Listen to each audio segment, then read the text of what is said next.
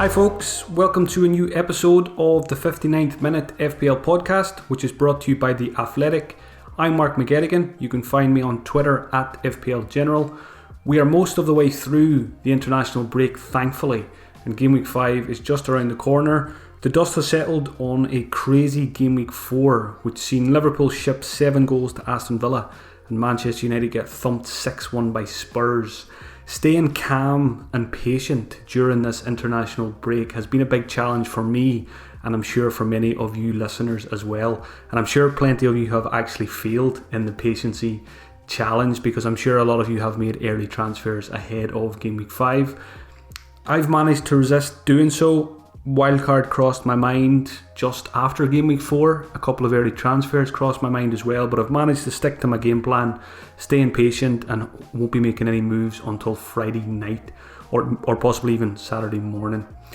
The first international break is always a good time to reflect on what we've learned over the first 4 game weeks and take a look at the stats now that we've got a bigger sample size. Although it's still a pretty small sample size, I find that I don't really start to look at the numbers too much until we're 4 game weeks into the season. And when I'm during a season as well, when I'm looking back on stats, I like to look at the last 4 game weeks. I do go back further sometimes, maybe last 6, last 8 game weeks, but I think last 4 game weeks is always it's a nice size to look back on. This week and last week as well, I think it's a good time to plan ahead and to fine-tune your overall strategy for the season ahead. So make use of this extra time that we have during the international break. If you're not yet an Athletic subscriber, you can get it for just £1 a month by using the link theathletic.com/FPL pod. Time for the Game Week 4 shoutouts now. Game Week 4 seems like a long time ago, so I had to go back and find the famous 59th minute substitutions, and it's a very, very interesting one this week. One new member. It's not actually a new member, he's actually here for the second time already this season. Callum Robinson at West Brom. There's only 4 games gone and he's already been taken off twice in the 59th minute. He had a third one which was on the 65th minute. So this guy could well become the first ever player to get a hat-trick of shoutouts in a single season since I've started doing these. I've probably been doing these now for 3 or 4 seasons. So Callum Robinson has got 34 game weeks to get one more 59th minute substitution. So when you're watching West Brom, I'm sure not a lot of you will be going out of your way to pay $14.95 over the next few weeks to watch West Brom. But if you are watching them, keep a close eye on Callum Robinson up front and keep an eye on Slaven Bilic on the sideline as well. And hopefully before long, Callum Robinson will get that shout out, and if he does, he'll get an invite onto the podcast as well. A couple of notable mentions from Game Week 4, quite a few actually. Joe Gomez for Liverpool just about avoided it. He made it to 60 minutes and no more, got himself a 0-pointer in that Aston Villa game. Lamptey at Brighton taken off at half time for a 0-pointer. It's becoming quite common now that Lamptey is not completing 90 minutes, which is a bit of a worry for his owners and prospective buyers. Seamus Coleman at Everton didn't make it to 60 either. He was taken off injured in the 57th minute for 1 point. I really like what I've seen of Coleman in that Game Week 4 fixture. Hopefully that injury is not too bad, because I like him. I think he's about 5 million. If he just had a better goalkeeper behind him, I think I'd be a lot more interested. Oliver Burke, many of our 4.5 million midfielder, managed just 55 minutes. Probably going to lose his place now with Brewster coming in. Bruno Fernandes, half-time substitution, although he did get his goal, as he always does. And Nketiah at Arsenal as well was close, 57 minutes in what was a pretty disappointing performance from him against Sheffield United. So Callum Robinson is the man. 2 shoutouts in 4 game weeks. So hopefully we will be calling his name out again very soon. A quick review of how Game Week 4 went for me. The average score was 48 points. I managed to score 52, so it's never too bad if you can beat the average. My transfer in Game Week 4, I got rid of Mitrovic and I got Calvert-Lewin, so that was a good transfer, probably my first good transfer of the season. I think the first 2 were Podence and, I got James Rodriguez, so that was a good one as well. In terms of Game Week 4 itself, the good and the bad. The good, first of all, because it's pretty short. Walker-Peters, another clean sheet, but it was disappointing to see him get a yellow card.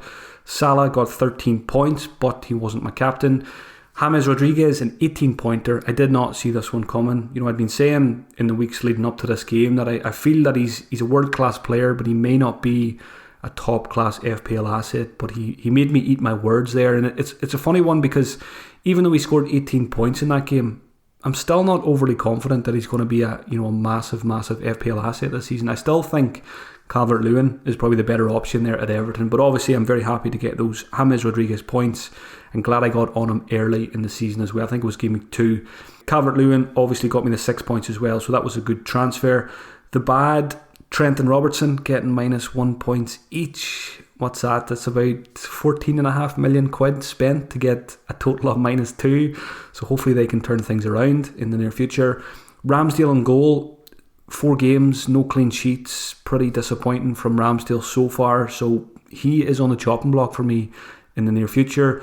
James Justin, no clean sheet. Leicester got beat 3-0. I did like what I seen of Justin and Castagna in that game though. They get into the box very often. So I'm hoping in game week 5 that Justin will do well for me against Aston Villa. Podence was disappointing. He was doubtful whether he would play or not. I think he played about 70 minutes in the end. So slightly worried about Podence now as well, but he's probably going to survive in my game week 5 team. De Bruyne captain, disappointing. I've captained KDB the last 2 weeks now and it's 2 blanks. There's a question later about my strategy on captaincy and whether it's changed now given how this season has gone so far. So I'll come back to that one. And Jamie Vardy as well, disappointing to see him blank after a pretty good start to the season. Very painful to see that last couple of minutes of that Leicester game. Vardy had a chance, 1-on-1, put it wide, and then he got the assist for Harvey Barnes. Great goal by Harvey Barnes, which was ruled out for offside. So a disappointing day for Vardy, but we can't complain, having got a lot of points out of him already this season. So after 4 game weeks, I'm sitting on 255 points. Overall rank is 294,000, so I'm very happy with that. If you offered me 294k after game week 4, before the season started, I would have snapped your hand off. So very happy given how nuts this season has been so far. I think it's a good platform for me to build on. I'm pretty happy with my squad and I've still got my wildcard available as well. A watch list update now. Which players have I added to my watch list and which players have I removed following game week 4? I'll start with the guys I've added. The first one is Ben Chilwell at Chelsea. 5.6 million, a goal, an assist and 3 bonus points in his first game of the season against Crystal Palace, which got him an 18-pointer.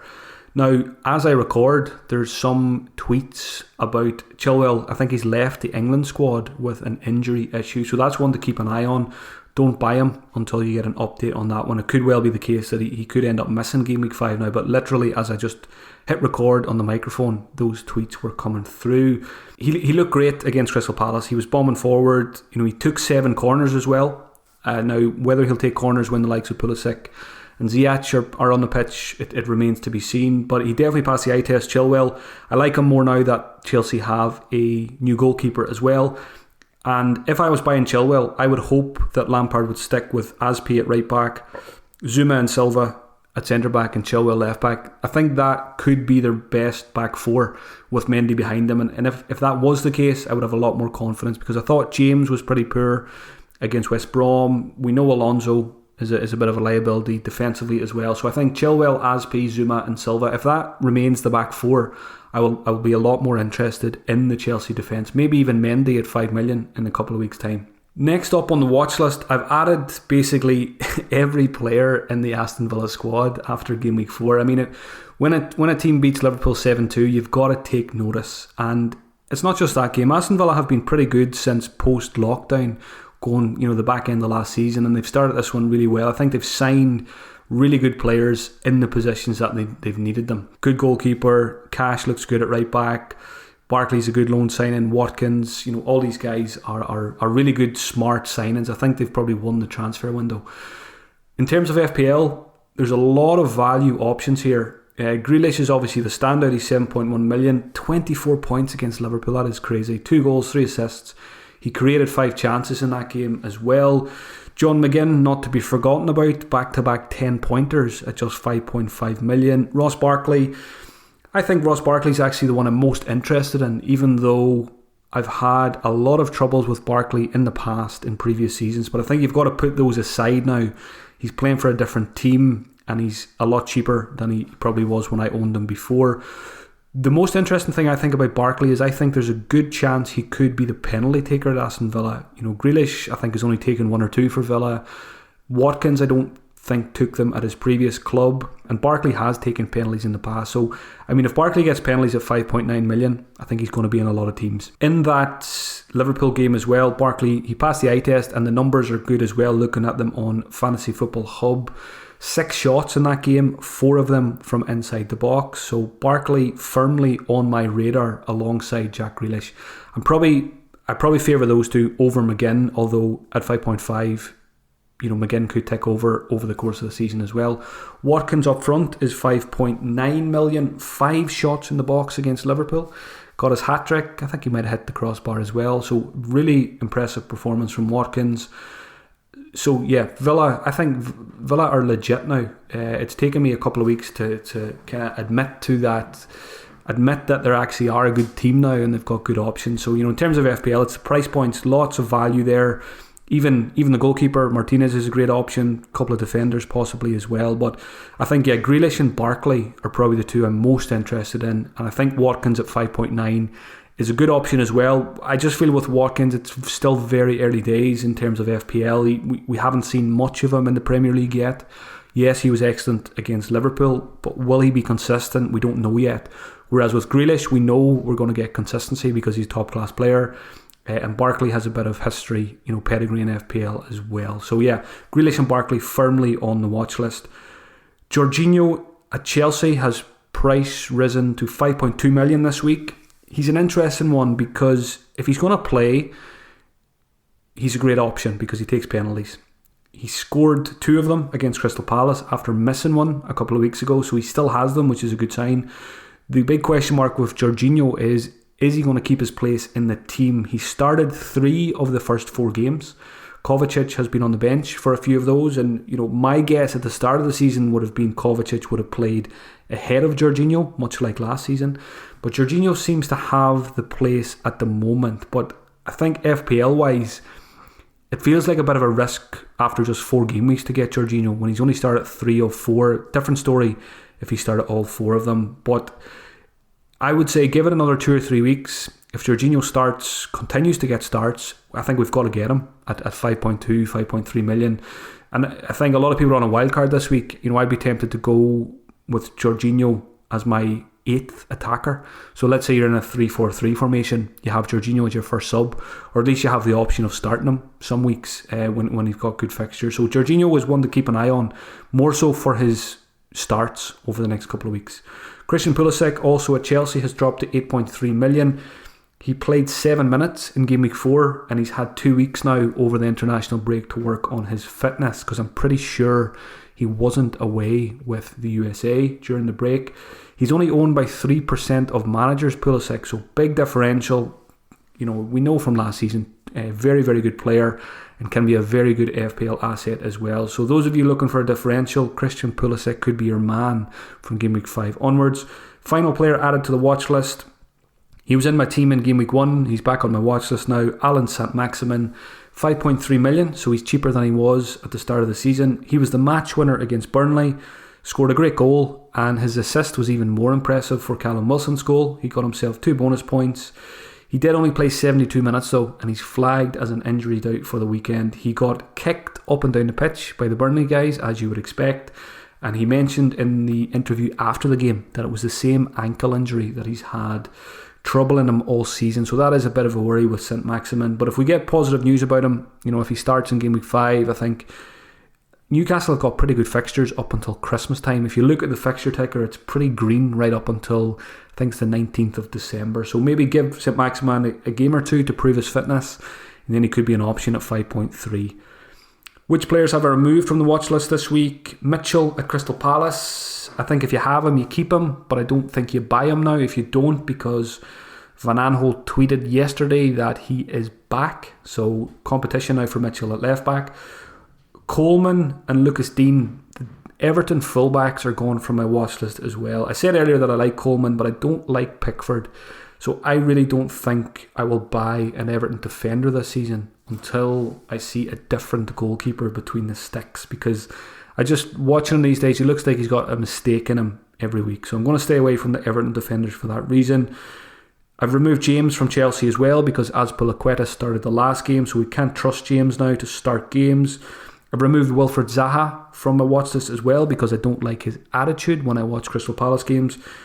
He was throwing tantrums most of the game against Chelsea, so it was more like the old Zaha rather than the Zaha we've seen in the first 2 or 3 game weeks of the season. The other thing I don't like about Zaha is he plays for Crystal Palace. I fell into this trap last season. They only have about 25 to 30% possession in most games, so that is not great for Zaha. Yes, they're a counter-attacking team, but I just think there's better options than Zaha, and to me it feels like a bit of a trap again this season, so I'm gonna hopefully learn from last season and avoid buying him this year. And the final player I've removed this week is Pereira from West Brom. I like him as a player. He's obviously very talented, but he's playing in a very poor West Brom team who I think will struggle to score goals. Callum Robinson was taken off after 59 minutes. Hal Robson-Kanu came on. I mean, if Hal Robson-Kanu is the answer, what is the question? So yeah, Pereira is a great player, but he doesn't have the strikers there to finish the chances that he creates. So that is the watch list covered ahead of Game Week 5. Thanks to everyone who sent in the Twitter questions. As always, you can do so every Monday evening at FPL General on Twitter. Just keep an eye out for my questions tweet and drop your questions below it. I'm going to tackle 10 of them this week, as I've done so for the last few weeks. I think I'll do this every week. Just pick out 10 of the best and tackle them on the podcast. First one from Alex Ball. Who are the best sub 6.6 million strikers to replace Che Adams? Alex is looking at Antonio, Mopai and Watkins, or should he drop down to Brewster to free up funds to go bigger in midfield? Yeah, I think anyone who has Che Adams, it's probably time to go now. It's been a very frustrating couple of weeks. He gets plenty of chances. He gets plenty of big chances as well, but he just hasn't been finding the back of the net. Where would I go if I was selling Che Adams? I would be very tempted to drop down to Brewster. I think at 4.5 million, it's a huge enabler, to allow you to do things elsewhere. You don't have to start him every week, Brewster, but if he hits the ground running, if Brewster starts the first couple of games and scores a goal or two, he's going to be in every team come Game Week 8, Game Week 9. So I think getting in early on him is probably a good thing because he's not going to be 4.5 million for long. If he starts well, he'll be 5 million in no time. Out of the others you mentioned, Antonio, Mopai, Watkins. I mentioned Watkins. I think I want to see a little bit more from him first before I buy him. Mopai has had a great start to the season. He's on penalties, but I'm still not convinced by Brighton. I watched their game from Game Week 4 and I felt it was more like the Brighton of last season. They look great on the eye, but will they score lots of goals? I'm not sure. Antonio, he's the one I would go for. I can't believe he's dropped to 6.3 million. He was an absolute bargain at 6.5 million, so he's even more of a bargain now. A lot of people are not going to get him because they've got a couple of tough fixtures coming up, but that wouldn't stop me whatsoever. I would do Adams to Antonio in a heartbeat this week, regardless of fixtures. I think he's a fantastic FPL option this season. West Ham are looking really good last couple of games as well, and Antonio can score in tough fixtures. But I think if you buy Antonio at 6.3 million, I'd be buying him with a view to keeping him all the way through to Game Week 38 at that price. I think he will smash that value. So yeah, Adams to Antonio is the way I would go there, or else I would drop to Brewster if it allowed you to do some other exciting things in midfield. One player that Alex didn't mention here is Callum Wilson. Callum Wilson also comes under the 6.6 million bracket. He's 6.5 at the moment, and I mentioned Newcastle have good fixtures up until Christmas time. I really like Callum Wilson as an FPL option, even though he ruined my life a couple of times over the last few seasons owning him. Don't think I've ever had a goal from Callum Wilson, despite him being in my squad about 4 or 5 times. I think I prefer Wilson to Mopai at Brighton. I just think he's a better striker. So Antonio is my preference, probably Brewster second, and then probably Wilson third. Question from FPL Alex: is Bale worth a punt over Son? Quite simply, my answer to this is no, because you just buy the guy who's in form. Son has scored 6 goals in 3.5 games. You don't need anything else. You don't need to overthink that when you just get Son. He's an amazing FPL pick at 9 million. I can't believe he hasn't risen in price yet. He's got about 1 million. I think he's got over 1 million transfers in at the time of recording ahead of Game Week 5, and he hasn't risen in price, which is just bizarre. Gareth Bale is also more expensive. He's 9.5 million. I had to check that before recording because I hadn't even looked at him. Obviously, he's not on my watch list either, so that tells you how much interest I have. You know, we need to see Bale playing. We need to see him. We need to assess his fitness as well, which has been a massive issue over the last couple of years.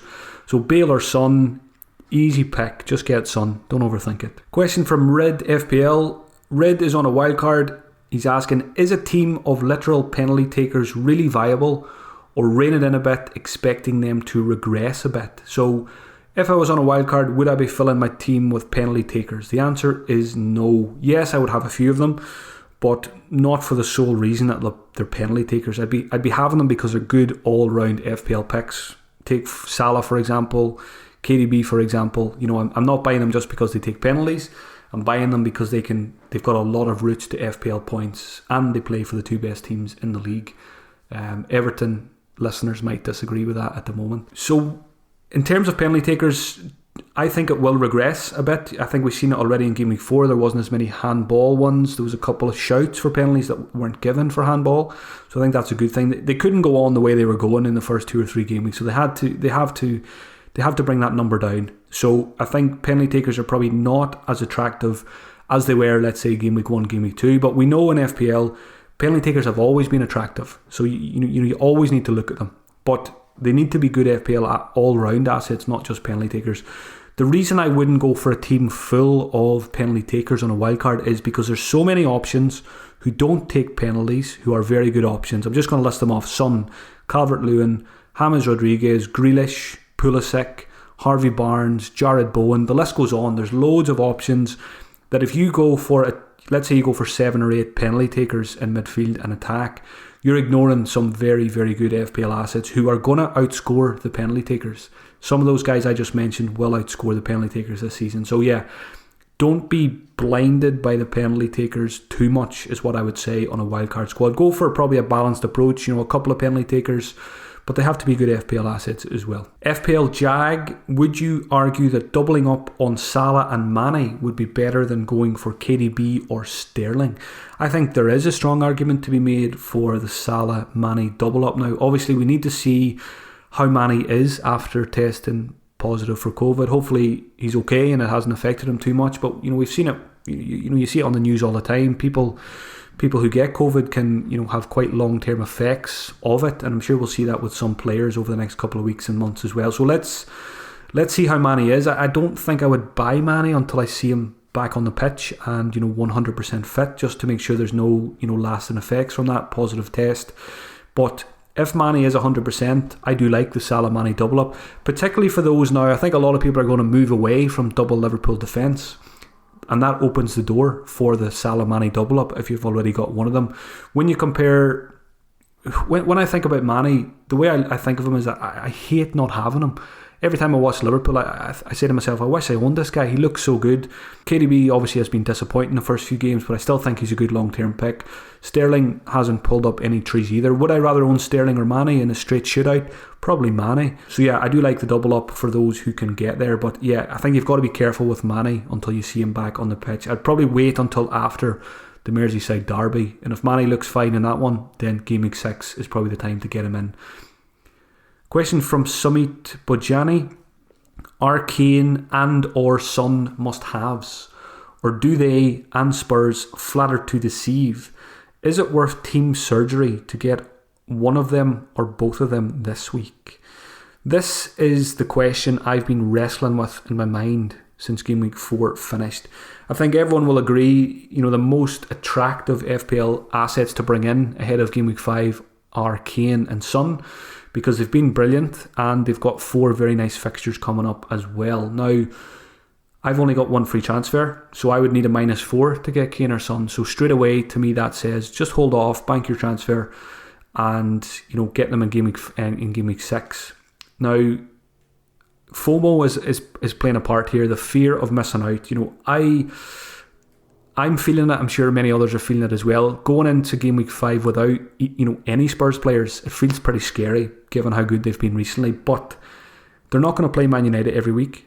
They're not going to play a Southampton team who play a ridiculous high line every week. Go back to game week 1, they lost 1-0 to Everton and they were played off the park. They scored just once against Newcastle, even though they probably should have scored a lot more in that game. Looking at some of the stats for West Ham makes me feel better about the potential of not having any Spurs players for game week 5. West Ham have conceded just 7 shots on target this season, which is the best in the league. So they're defending well. They've only conceded 4 goals in 4 games, West Ham, which is the second best in the league as well. So West Ham are defending well. I think the Spurs game, I think the West Ham game will be a tricky one for Spurs and for Kane and Son. So I'm not expecting a 15-pointer from either of them. Obviously it could happen, but I think West Ham are capable of keeping those two guys quiet in game week 5. At least that's what I keep telling myself anyway, because I don't have them. But I think it's fine to give it another week. I think the West Ham game is a tricky one, and then the 3 fixtures after that are much better. Just on what we've seen of West Ham this season, they've 2 very impressive performances against Wolves and Leicester. They've kept Jimenez out, they've kept Vardy out, so it wouldn't be a surprise to see them keep Kane out as well. So yeah, it's a tough one, but I think if you need hits to get Kane or Son, I think it's okay to wait. But again, on the flip side, I think if you're getting a player like Son or Kane for a -4, I would expect them to pay you back over the next couple of weeks. Next question came in from Marcus Roberg. If you were on the Wildcard this week, what premium midfielders are must-haves? So if I was on a Wildcard this week, I think I would still stick with the 2 that I've got, Salah and KDB. I think those are the 2 best options. I would be tempted by Mane as well. I would be tempted by the Salah-Mane double-up rather than the double-up in defence. Who are the other options? Aubameyang, not worth the money at the moment from what I've seen of him against Sheffield United. Bruno Fernandes, too heavily reliant on penalties at the moment. And Manchester United just look in an absolute mess. Some talk of Bruno Fernandes going nuts in the changing room at half time, so that's a bit worrying as well. So I'm just going to stay away from United for the time being until things improve there. And I know he's not a premium, but Heung-min Son would be one of the first names in my wildcard squad this week. So yeah, I think very likely I would have a Salah, KDB, Son midfield with a couple of cheaper guys in there as well. FPL Rodney, what differentials would you choose on a wildcard? Lots of wildcard questions this week because a lot of people have hit the button, but these questions are useful for people even if you're not on a wildcard. So what differentials would I be looking at? So what I've done here is I've just gone into my watch list, which has about 35 players.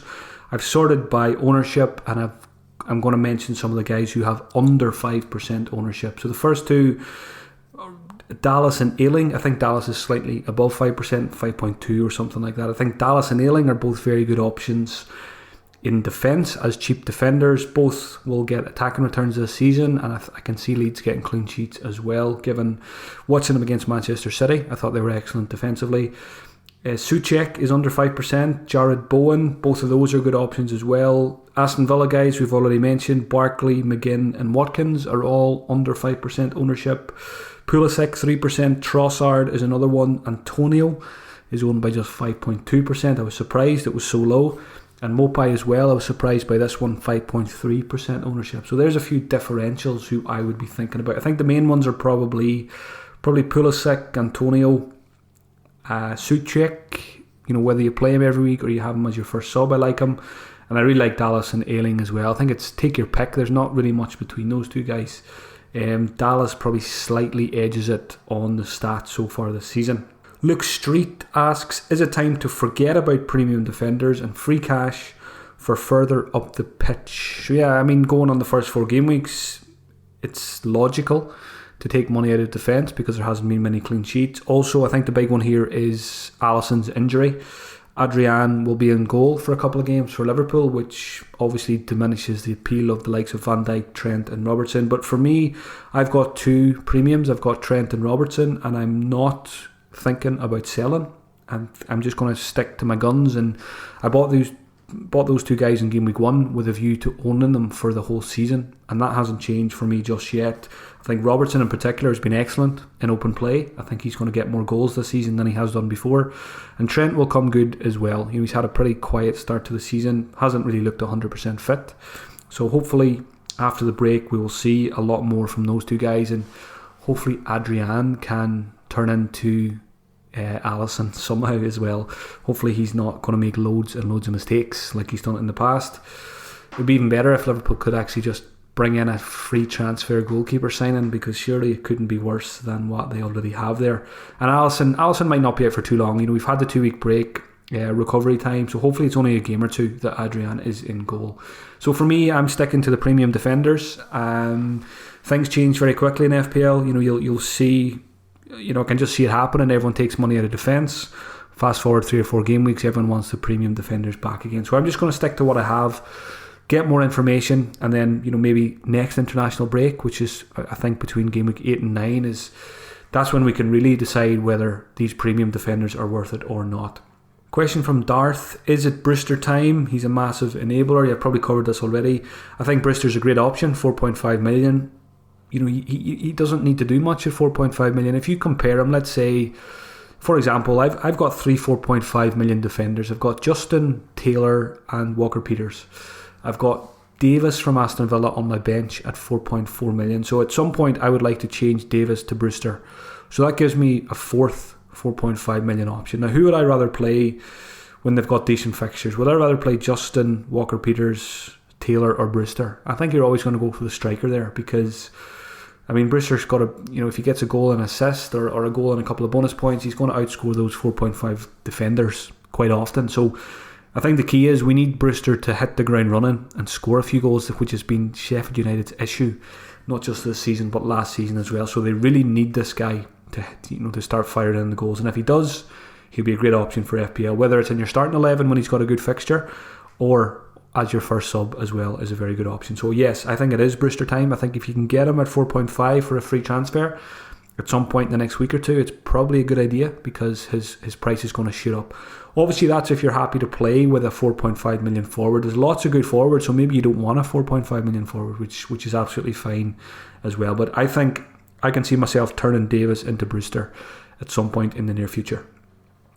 Final question for this week from Premium Player: has your captaincy strategy changed at all with the unpredictable nature of results so far and the glut of goals? So quite simply, no, my captaincy strategy hasn't changed. I think I was on Aubameyang for the first week. No, I was on Salah the first week, Aubameyang the second week, then I sold him, and since then it's been KDB the last 2 weeks, and KDB's been disappointing, but the 2 blanks won't affect my captaincy decisions for game week 5. If KDB's okay, he has left the Belgium squad, so there's some slight issues over, I think it's more fatigue and tiredness rather than injury. But if we get a positive update from Pep on that at the weekend, there's a good chance De Bruyne will be my captain again against Arsenal. I'm not going to let the 2 blanks put me off him. I'm more worried about future points than previous points, so that won't affect me. I still think for captaincy this season, I'm still in the mindset of Salah and KDB. I'm going to lean heavily on those 2. I think it's quite unlikely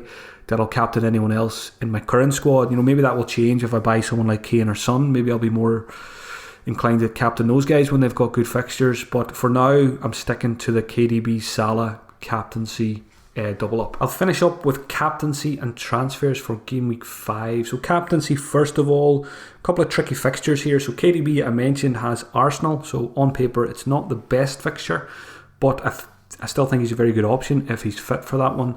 Salah and Mane have the Merseyside derby. They're away to Everton, so that is a tricky one as well, given how good Everton have been this season.